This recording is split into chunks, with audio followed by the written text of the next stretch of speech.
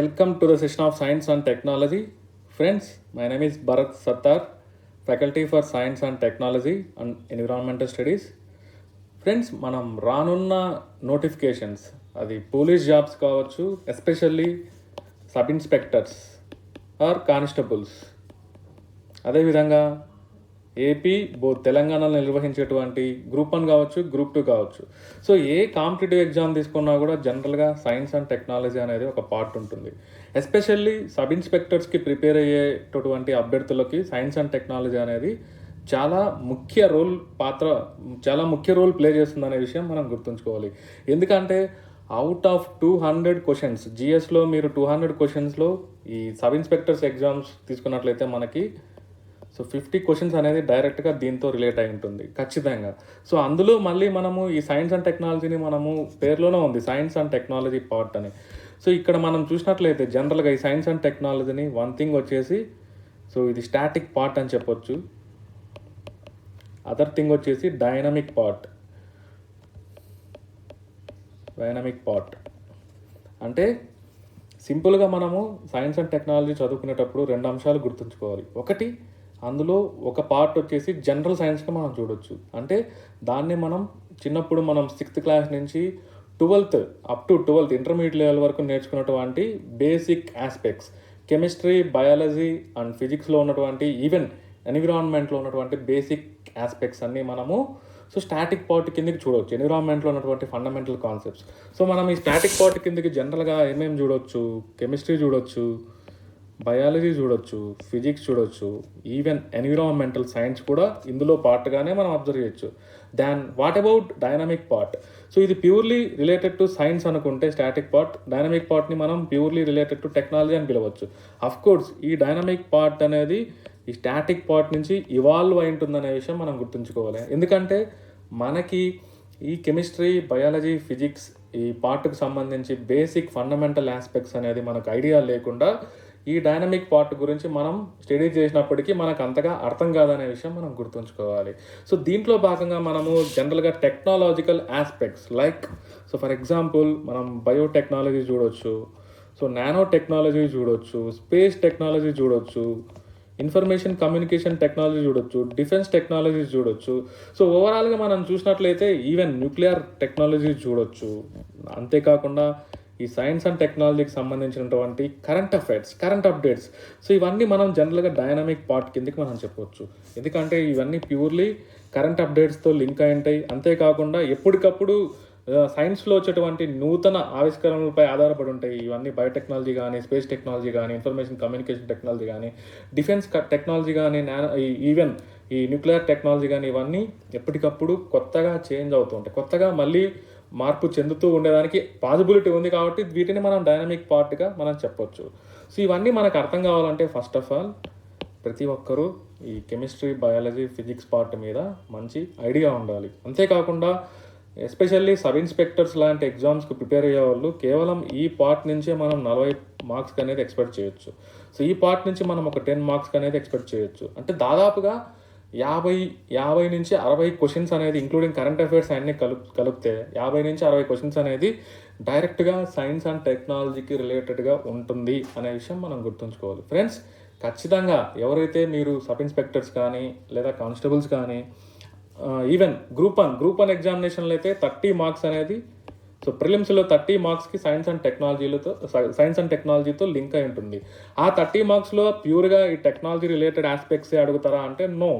మీరు ప్రీవియస్గా జరిగినటువంటి ఏపీలో జరిగినటువంటి 2019లో జరిగినటువంటి ఎగ్జామినేషన్లో మనం చూసినట్లయితే అరౌండ్ 13 క్వశ్చన్స్ అనేది ఈ పార్ట్ నుంచి, అరౌండ్ 17 క్వశ్చన్స్ అనేది ఈ పార్ట్ నుంచి రావడం జరిగింది. ఓవరాల్గా 30 మార్క్స్కి ప్రిలిమ్స్లో వెయిటేజ్ చూడొచ్చు. మెయిన్స్ విషయానికి వస్తే అది 150 మార్క్స్ వెయిటేజ్ అనేది జనరల్గా అది డిస్క్రిప్షన్ ఓరియంటేషన్లో ఉంటుంది కాబట్టి అది సపరేట్ ఆస్పెక్ట్. బట్ ఇక్కడ మాత్రం ప్రిలిమ్స్ క్వాలిఫై అవ్వాలన్నా లేదా సబ్ ఇన్స్పెక్టర్స్ ఆర్ కానిస్టేబుల్స్ ఇలాంటి ఎగ్జామినేషన్స్లో మీరు మంచి ర్యాంకు పొందాలన్నా కూడా ఈ సైన్స్ అండ్ టెక్నాలజీ పార్ట్ అనేది చాలా ఇంపార్టెంట్ అనే విషయం మనం గుర్తుంచుకోవాలి. ప్రతి ఒక్కరూ కెమిస్ట్రీకి సంబంధించి, బయాలజీకి సంబంధించి, ఫిజిక్స్ సంబంధించి ప్రతి ఒక్కరు ఫండమెంటల్ ఆస్పెక్ట్స్. ఎవరైతే ఇంగ్లీష్ మీడియంలో ప్రిపేర్ అవ్వాలి అనుకుంటున్నారో ఖచ్చితంగా ఈ 6th to ఈ 12th క్లాస్ రిలేటెడ్ ఎన్సీఆర్టీ బుక్స్ని, అందులో ఉన్నటువంటి కెమిస్ట్రీ 6th క్లాస్ నుంచి 10th క్లాస్లో ఉన్నటువంటి సైన్స్ పార్ట్స్లో కెమిస్ట్రీ, బయాలజీ, ఫిజిక్స్ పార్ట్స్లో ఉన్నటువంటి అవన్నీ సపరేట్గా స్టడీ చేయాల్సిన అవసరం ఉంది. అదే కాకుండా ఈ 11th, 12thలో ఉన్నటువంటి కొన్ని స్పెసిఫిక్ పార్ట్స్ అనేది ప్రతి ఒక్కరూ చదవాల్సిన అవసరం ఉంది.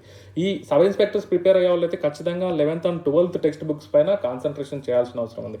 ఎందుకంటే ఎగ్జామినేషన్ మీరు అబ్జర్వ్ చేసినట్లయితే, అందులో క్వశ్చనింగ్ ప్యాటర్న్ చూసినట్లయితే, మీరు previous year SI question paper తీసినట్లయితే అందులో ఈ క్వశ్చన్స్ ప్యాటర్న్ అనేది టిపికల్గా ఉంటాయి. జనరల్గా ఏదో ఏపీపీఎస్సీ గ్రూప్ 2, గ్రూప్ 1 ఎగ్జామ్లో అడిగినట్టుగా డైరెక్ట్గా ఉండదు. కొంచెం సబ్జెక్టు పైన డెప్త్గా అవగాహన ఉండి, కొంచెం ఖచ్చితంగా సబ్జెక్టు మనం చదివి ఉంటేనే ఆన్సర్ చేసే విధంగా ఉంటుంది.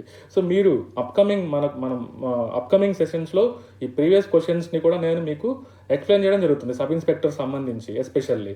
ఖచ్చితంగా ఈ 3 పార్ట్స్ మీద ఖచ్చితంగా బేసిక్ ఐడియా ఉండాలి. దీనికోసం ఎన్సీఆర్టీ బుక్స్ని ఫాలో అవ్వాల్సిన అవసరం ఉంది.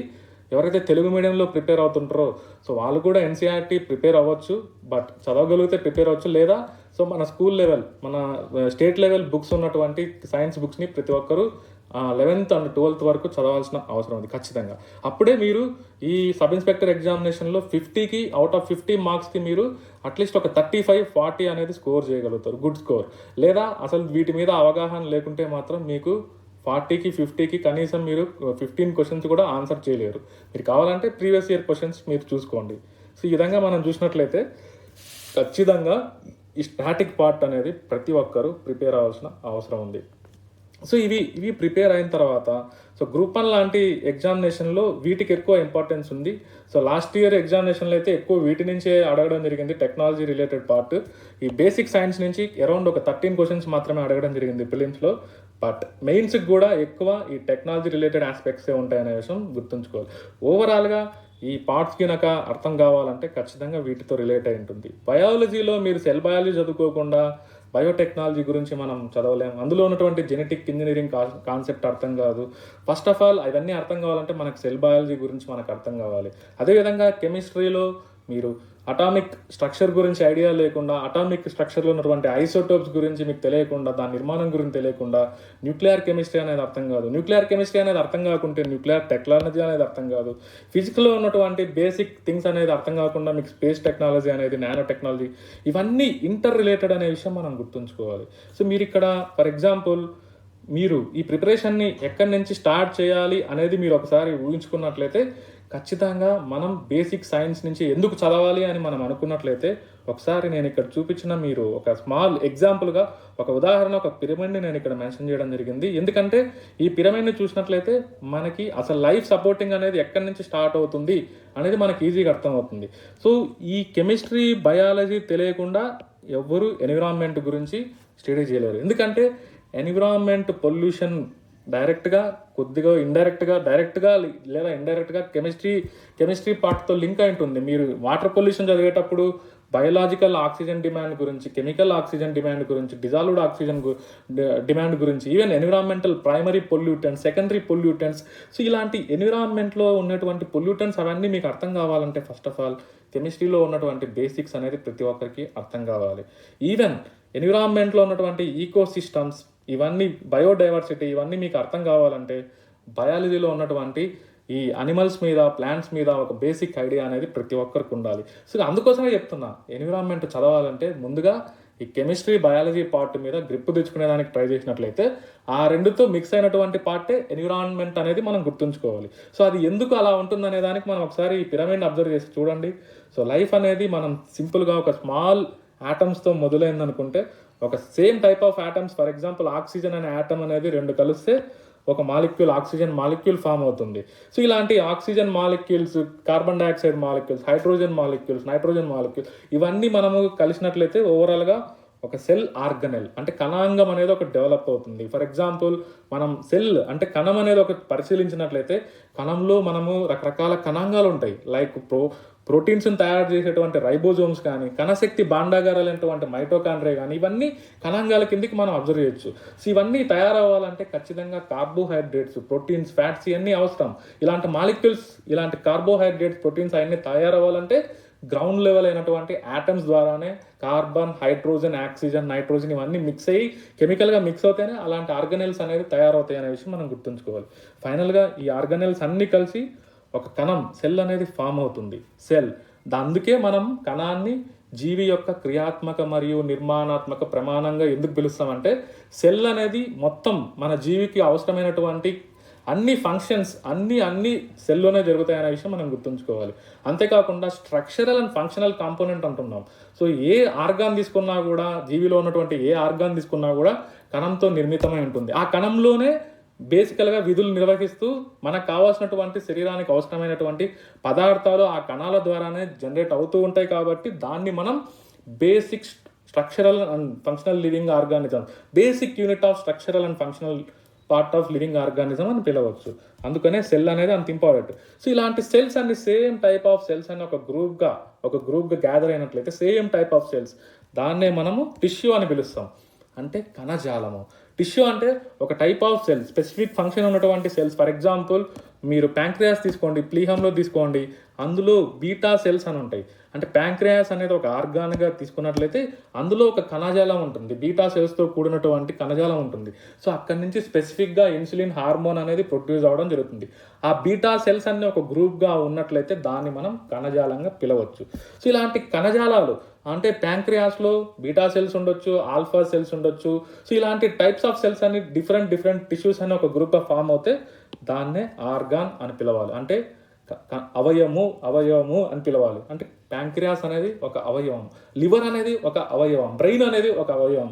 సో ఇలాంటి డిఫరెంట్ సేమ్ ఫంక్షనింగ్ ఉన్నటువంటి అవయవాలన్నీ కలిస్తే ఒక ఆర్గాన్ సిస్టమ్. ఫర్ ఎగ్జాంపుల్ మనం డైజెస్టివ్ సిస్టమ్ గురించి మాట్లాడితే ఆ డైజెషన్ ఫంక్షన్కి సంబంధించినటువంటి ఆ ఆర్గాన్స్ అన్నీ ఒక గ్రూప్గా ఫామ్ చేసినట్లయితే మనము దాన్నే ఆర్గాన్ సిస్టమ్, అవయవ వ్యవస్థ. సో ఈ హైరార్కీ అనేది చాలా చాలా ఇంపార్టెంట్. సో మనం ఎగ్జామినేషన్లో దీన్ని అరేంజ్ చేయమని కూడా అడగవచ్చు హైరార్కీని. సో ఇలాంటి ఆర్గాన్ సిస్టమ్స్ మన బాడీలో ఉన్నటువంటి అరౌండ్ 9-10 ఆర్గాన్ సిస్టమ్స్ అన్నీ కలిపితేనే ఓవరాల్గా హ్యూమన్ బాడీ అనేది తయారవుతుంది. దాన్నే ఆర్గానిజం అని చెప్పొచ్చు. సో ఇక్కడి వరకు మీరు అబ్జర్వ్ చేసినట్లయితే చూడండి క్లియర్గా, ఇక్కడ వరకు ఇండైరెక్ట్గా ఈ మాలిక్యూల్స్, ఆటమ్స్ గురించి, వాటి మధ్య కెమికల్ బాండింగ్ గురించి, వాటి మధ్య ఆక్సిడేషన్, రిడక్షన్, ఈ ప్రాసెస్ ఇవన్నీ తెలియాలంటే మనకు ఖచ్చితంగా కెమిస్ట్రీ మీద ఐడియా ఉండాలి. ఈవెన్ మనం బయాలజీలో, సెల్ బయాలజీలో చదివేటువంటి జెనెటిక్స్ గురించి మాట్లాడాలన్నా, డిఎన్ఏ గురించి మాట్లాడాలన్నా, ఆర్ఎన్ఏ గురించి మాట్లాడాలన్నా ఖచ్చితంగా మనకి కెమిస్ట్రీలో ఉన్నటువంటి సమ్ ఫండమెంటల్ ఆస్పెక్ట్స్ తెలిసి ఉండాలి. సో ఇవన్నీ ఇక్కడి వరకు చూస్తే కెమిస్ట్రీ అండ్ బయాలజీ అనేది గుర్తుంచుకోవాలి. సో ఇక్కడ మరి హయ్యర్ లెవెల్ ఇక్కడ చూసినట్లయితే ఇది ప్యూర్లీ ఎన్విరాన్మెంటల్ రిలేటెడ్. సో మనం ఒక జీవి అనేది ఫామ్ అయింది. ఇలాంటి జీవులన్నీ కామన్గా ఒక హ్యూమన్, ఒక సేమ్ హోమోసెపియన్స్ అనేది ఒక గ్రూప్గా ఫామ్ అయితే వాళ్ళనే పాపులేషన్ అని పిలవచ్చు. సేమ్ స్పీసీస్ అనేది ఒక గ్రూప్గా ఫామ్ అవుతే వాటినే జనాభా అని పిలవచ్చు. హోమోసెపియన్స్ అనేది ఒక గ్రూప్గా ఫామ్ అవుతే జనాభా. అదేవిధంగా క్యాట్స్ అనేది ఒక గ్రూప్గా ఫామ్ అవుతే క్యాట్స్కి క్యాట్ జనాభా అని చెప్పొచ్చు. డాగ్స్ అనేది ఒక గ్రూప్గా ఫామ్ అవుతే ఆ డాగ్ జనాభా, డాగ్ పాపులేషన్ అని చెప్పొచ్చు. Tiger population, elephant population census అనేది మనం చూస్తూ ఉంటాం రెగ్యులర్గా పేపర్స్లో. ఈ టైగర్ సెన్సెస్ అనేది జనరల్గా మనం చూస్తూ ఉంటాం. ప్రతి 4 సంవత్సరాలకు ఒకసారి ఈ టైగర్ సెన్సెస్ అనేది రిలీజ్ చేస్తూ ఉంటారు. సో అప్పుడు మనం చూస్తే టైగర్ సెన్సెస్లో ఆ టైగర్ యొక్క పాపులేషన్ కౌంట్ 2014తో పోలిస్తే 2018లో ఎలా పెరిగింది, 2014 కన్నా 2010లో ఎలా ఉంది, ఇవన్నీ మనం కంపారిజన్ చేయాలంటే పాపులేషన్ పెరిగిందా లేదా అని కంపారిజన్ చేయాలంటే ఆ టైగర్ పాపులేషన్ గురించే మనం మాట్లాడుతున్నాం. పర్టికులర్గా ఆ టైగర్కి సంబంధించినటువంటి స్పీసీస్ గురించే. అంటే దీన్ని బట్టి మనం ఏం చెప్పాలి, పాపులేషన్ అంటే ఒకే జాతికి సంబంధించినటువంటి ఒక గ్రూప్ ఆఫ్ ఆర్గానిజమ్స్నే మనము పాపులేషన్ అని చెప్పవచ్చు. కమ్యూనిటీ అంటే మిక్స్ ఆఫ్ డిఫరెంట్ పాపులేషన్స్, అనేక పాపులేషన్స్ కలిసిపోయినట్లయితే దాన్ని ఈ ఎకాలజీ టెర్మినాలజీలో, ఎన్విరాన్మెంట్ టెర్మినాలజీలో మనం కమ్యూనిటీ అని పిలవచ్చు. సో ఇలాంటి కమ్యూనిటీలు అన్నీ మనం కలిపినట్లయితే ఈకోసిస్టమ్ అంటే ఆవరణ వ్యవస్థ. సో ఇలాంటి కమ్యూనిటీలు మొత్తం ఓవరాల్గా, సో ఈకోసిస్టమ్ అంటే ఒక రిలేషన్ తెలుపుతుంది ఏబయోటిక్ ఫ్యాక్టర్స్కి, బయోటిక్ ఫ్యాక్టర్స్కి. అంటే భూమిపై ఉన్నటువంటి జీవపరమైన అంశాలకు, నిర్జీవపరమైన అంశాలకు పరస్పర సంబంధాన్ని సూచించేదే ఈకోసిస్టమ్, ఆవరణ వ్యవస్థ. సో ల్యాండ్ ఈకోసిస్టమ్ అంటాం, వాటర్ ఈకోసిస్టమ్ అంటాం, ఫారెస్ట్ ఈకోసిస్టమ్ అంటాం, లేదా సో మిరైన్ ఈకోసిస్టమ్ అని పిలవచ్చు. ఇవన్నీ మనం డిఫరెంట్ టైప్స్ ఆఫ్ ఈకోసిస్టమ్స్ అన్నీ ఒక పెద్ద సమూహంగా మనం ఈకోసిస్టమ్స్ అన్నీ చూసినట్లయితే దాన్నే మనం బయోమ్ అని పిలవాలి. బయోమ్ అంటే సో భూమిపై దాదాపుగా బయోమ్స్ అనేది 7 రకాల బయోమ్స్ ఉంటాయి. సో మీరు ఎన్విరాన్మెంట్ డిస్కస్ చేసేటప్పుడు ఆ 7 రకాల బయోమ్స్ అనేది మీకు ఖచ్చితంగా చూపించడం జరుగుతుంది. సో ఇలాంటి బయోమ్స్ అన్నీ కలిస్తేనే ఫైనల్గా జీవావరణం, భూమిపై ఉన్నటువంటి బయోమ్స్ అన్నీ కలిస్తేనే ఫైనల్గా బయోస్పియర్ అని పిలుస్తున్నాం. సో దీన్ని బట్టి మనకు అర్థం ఏం చేసుకోవాలి, ఈ పిరమిడ్ నేను ఎందుకు ఎక్స్ప్లెయిన్ చేస్తున్నా, ఇండైరెక్ట్గా ఎన్విరాన్మెంట్ అర్థం కావాలంటే ఖచ్చితంగా కెమిస్ట్రీ, బయాలజీ పార్ట్ అనేది ప్రతి ఒక్కరు నేర్చుకొని ఉండాలి. అప్పుడే మీకు ఎన్విరాన్మెంట్ చాలా క్లారిటీగా అర్థమవుతుంది. ఈవెన్ జాగ్రఫీ పైన కూడా కొంచెం పట్టు ఉండాల్సిన అవసరం ఉంది ఎన్విరాన్మెంట్ అనేది. ఎందుకంటే జాగ్రఫికల్ లొకేషన్ పరంగా కూడా ఎన్విరాన్మెంట్ అనేది ఇండైరెక్ట్గా డిపెండ్ అయి ఉంటుంది. ఖచ్చితంగా కెమిస్ట్రీ, బయాలజీ ఖచ్చితంగా నేర్చుకున్న తర్వాత ఈవెన్ జాగ్రఫీలో కూడా కొంచెం పార్ట్ ఉంటుంది. కాబట్టి ఓవరాల్గా దీన్ని బట్టి మనం ఏం అర్థం చేసుకోవచ్చు, environment is a mix of chemistry, biology and geography అనేది మనం గుర్తుంచుకోవాలి. అది ఫ్రెండ్స్, మనం సైన్స్ అండ్ టెక్నాలజీ ప్రిపరేషన్ ఎప్పుడైనా మొదలు పెట్టాలి అనుకుంటే ఫస్ట్ బేసిక్ సైన్స్ నుంచి మొదలు పెట్టేదానికి ట్రై చేయండి. బేసిక్ సైన్స్ అంటే స్కూల్ లెవెల్ బుక్స్ ఉన్నటువంటి కెమిస్ట్రీ కానీ, బయాలజీ కానీ ఇవన్నీ మీరు చదివినట్లయితే, సో ఫస్ట్ కెమిస్ట్రీ, తర్వాత బయాలజీ, తర్వాత ఎన్విరాన్మెంట్, తర్వాత ఫిజిక్స్, ఇలా చదివినట్లయితే ఈ పార్ట్ అనేది మీకు కంప్లీట్గా అవగాహన రావడం జరుగుతుంది. తర్వాత సో ఇది చదివిన తర్వాత మీరు వెంటనే ఈ పార్ట్లోకి మీరు మూవ్ అయినట్లయితే ఇంకా ఈజీగా అర్థమైపోయి మీకు ఒక 10 కాలాల పాటు మీ మైండ్లో గుర్తుండేదానికి ఆస్కారం ఉంటుంది. అంతేకాని ఒక బుక్ తీసుకొని డైరెక్ట్గా ఓపెన్ చేస్తానే ఫస్ట్ పేజ్లోనే రక్త ప్రసరణ వ్యవస్థ, ఫస్ట్ పేజ్లోనే న్యూట్రిషన్, ఇలా మీరు ఎప్పుడు చదివేదానికి ట్రై చేయొద్దు. సో ఎప్పుడైనా మనం science and technology preparation start చేస్తున్నామంటే సో కొన్ని బేసిక్ అంశాల నుంచి మనం స్టార్ట్ చేసినట్లయితే మనకి ఈ చాప్టర్కి ఆ చాప్టర్కి లింక్ చేసుకుంటూ చదివినట్లయితే మీకు ఎక్కువ కాలం గుర్తుండేదానికి ఆస్కారం ఉంటుంది. అదేవిధంగా ఈ క్వశ్చన్ ఇచ్చినా కూడా మనకి ఎగ్జామినేషన్లో ఎలాంటి క్వశ్చన్ ఇస్తారో ఎవరు గెస్ చేయలేరు. సో ఏ క్వశ్చన్ ఇచ్చినా కూడా మనం ఆన్సర్ చేయగలుగుతాం అంటే మనకి సబ్జెక్ట్ పైన క్లారిటీ ఉండాలి, పట్టు ఉండాలి. అంతేగాని బుక్ ఓపెన్ చేస్తానే జస్ట్ డైరెక్ట్గా హ్యూమన్ అనాటమీ అండ్ ఫిజియాలజీలోకి వెళ్ళిపోయి సో కార్డియోవాస్కులర్ సిస్టమ్ గురించి చదవకూడదు, స్కెలిటల్ సిస్టమ్ గురించి ఇలా చదవకూడదు. ఫస్ట్ బేసిక్గా ఆ బయాలజీకి సంబంధించినటువంటి టెర్మినాలజీ తెలుసుకోవాలి. నెక్స్ట్ మళ్ళీ సెల్ బయాలజీకి మూవ్ అవ్వాలి. తర్వాత మైక్రో ఆర్గానిజమ్స్ గురించి తెలుసుకోవాలి. తర్వాత హయ్యర్ ఆర్గానిజమ్స్ అయినటువంటి ప్లాంట్స్ గురించి, అనిమల్స్ గురించి ఇవన్నీ తెలుసుకున్న తర్వాత వాటికి సంబంధించినటువంటి బేసిక్ థింగ్స్ తెలుసుకున్న తర్వాతనే హ్యూమన్ అనాటమీ అండ్ ఫిజియాలజీ చదవాలి. అది చదివిన తర్వాతనే మనం న్యూట్రిషన్ చదవాలి. సో ఇవన్నీ ఓవరాల్గా అయిపోతానే లాస్ట్లో మొత్తం ఇదంతా నేర్చుకున్న తర్వాతనే లాస్ట్లో మనము డిసీజెస్ గురించి చదవాలి. అప్పుడే మనము బయాలజీ మీద గ్రిప్ తెచ్చుకోవడం జరుగుతుంది. ఇంక కెమిస్ట్రీ విషయానికి వచ్చేసి సో బేసిక్ థింగ్స్ కెమిస్ట్రీలో అటామిక్ స్ట్రక్చర్ నుంచి, స్టేట్స్ ఆఫ్ మ్యాటర్ దగ్గర నుంచి, అటామిక్ స్ట్రక్చర్ దగ్గర నుంచి క్లాసిఫికేషన్ ఆఫ్ ఎలిమెంట్స్, ఇవన్నీ ఒక్కొక్కటి చదువుకుంటూ వెళ్ళినట్లయితే సో ఇవన్నీ ఇక్కడ వచ్చే ఫండమెంటల్స్ కానీ, ఇక్కడ తెలిసేటువంటి అంశాలు కానీ మీకు మళ్ళీ ఎన్విరాన్మెంటల్ పొల్యూషన్లో, ఎన్విరాన్మెంట్ పార్ట్లో మీకు ఉపయోగపడతాయి కెమిస్ట్రీలో ఉన్నట్టు.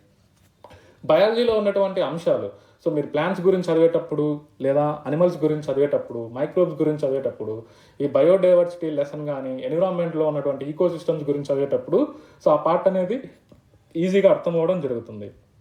సో ఈ విధంగా మనం సైన్స్ అండ్ టెక్నాలజీ అనేది ఒక స్ట్రాటజీతో సో ఎక్కడి నుంచి మొదలు పెట్టాలి అనేది ఒకసారి మనం గుర్తు చేసుకొని సో అక్కడి నుంచి స్టార్ట్ చేసినట్లయితే మనకి ఈజీగా ఒక 2-3 మంత్స్లో దీని మీద ఒక పట్టు తెచ్చుకోవచ్చు. డైలీ ఒక 1 or 2 hours కాన్సన్ట్రేషన్ చేస్తే సరిపోతుంది, ఒక గట్టిగా ఒక 2 months పాటు. తర్వాత మళ్ళీ మీరు దీన్ని చదవాల్సిన అవసరం కూడా ఉండదు. ఎందుకంటే జస్ట్ ఎగ్జామినేషన్ ముందర మనకి ఒక 1 monthలో ఎగ్జామినేషన్ ఉందనగా సో అప్పుడప్పుడు దీనికి సంబంధించినటువంటి ఒక నోట్స్ కానీ, ఒక బుక్ కానీ మీరు తయారు చేసుకొని మీరు ఆ బుక్ను ఫాలో అయినట్లయితే మీరు మళ్ళీ ప్రత్యేకంగా మళ్ళీ మార్కెట్లో దొరికేటువంటి ఏ బుక్స్ని చదవాల్సిన అవసరం లేదు. ఫ్రెండ్స్, మనం ఈ సైన్స్ అండ్ టెక్నాలజీకి సంబంధించి సో నేను ఇక్కడ చూపించినటువంటి బేసిక్ కాన్సెప్ట్స్తో, బేసిక్ లెవెల్ ప్రిపరేషన్స్తో మీకు ఖచ్చితంగా వితిన్ 1 మంత్లో మైండ్స్ అకాడమీ తరపున మనం ఒక బుక్ రిలీజ్ చేయడం జరుగుతుంది జనరల్ సైన్స్కి సంబంధించి. ఈ జనరల్ సైన్స్ సంబంధించి బుక్ ఎవరైతే ఖచ్చితంగా తీసుకుంటారో ఇదంతా ప్యూర్లీ ఎన్సీఆర్టీ బుక్స్లో ఉన్నటువంటి ఫండమెంటల్స్ని తెలుగు మీడియంలో కన్వర్ట్ చేసేసి తెలుగు మీడియంలో ప్రతి ఒక్కరికి ఈజీగా, అది సైన్స్ బ్యాక్గ్రౌండ్ కావచ్చు లేదా నాన్ సైన్స్ బ్యాక్గ్రౌండ్ కావచ్చు, ప్రతి ఒక్కరికి అర్థమయ్యే విధంగా సో ఎగ్జామినేషన్ పాయింట్ ఆఫ్ వ్యూలో ఏ కాన్సెప్ట్స్ అవసరమో అదే కాన్సెప్ట్స్ని అక్కడ మెన్షన్ చేయడం జరిగింది. వితిన్ 1 monthలో మీకు బుక్ రిలీజ్ చేయడం జరుగుతుంది. అంతేకాకుండా మనము ఈ జనరల్ సైన్స్కి సంబంధించి మీకు క్లాసెస్ అనేది వెరీ లెస్ ప్రైస్తో మీకు క్లాసెస్ అనేది ప్రొవైడ్ చేయడం జరుగుతుంది.